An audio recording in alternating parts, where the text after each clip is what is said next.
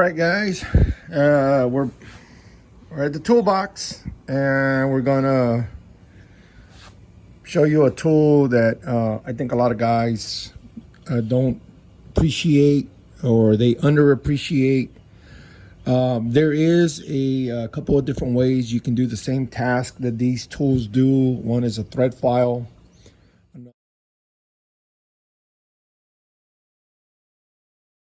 Another one is they have like a little handle with different bits that you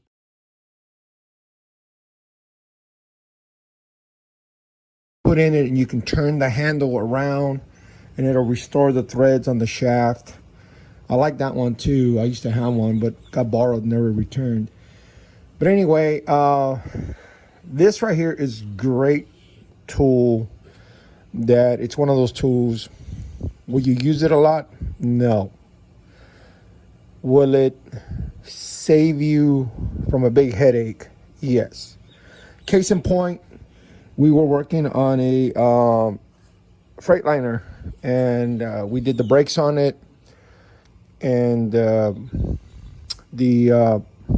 guy that did the tires, he didn't properly spin on the lug nuts, and he thought he had done a good job of twisting them on. But that's another thing, when you put on a lug nut, 2 full rotations mandatory, not 2 flats.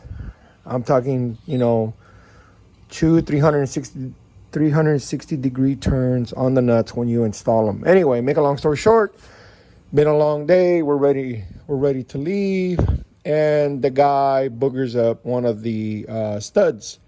So at this point, we call the dealer.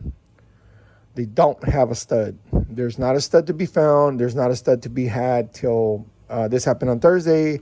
As soon as we could get a stud would be maybe Tuesday morning, possibly Monday, depending if they could confirm they had one. So we were in a bind because you have to have all lug nuts on the wheels per DOT. So luckily for me, we have a 20-piece master spindle set. This is a Matco. There's the part number on it. So we go to the last resort, or the Hail Mary pass. And woe and behold, we have the 22 millimeter by 1.5 for the stud. Yes, we have it. So we don't have to remove the wheel. We don't have to remove the drum, punch out the stud, press in a new stud, and then reverse the procedure. Unlike a thread file, and unlike the file restorer, you know what? I'm going to add a picture of that file restorer I'm talking about, so you guys can understand what I'm talking about. There's no room to turn those devices, because in the center you have the hub, or the spindle, however you want to look at it. But with this, you get a socket, you put it on there, and you turn it, and off you go.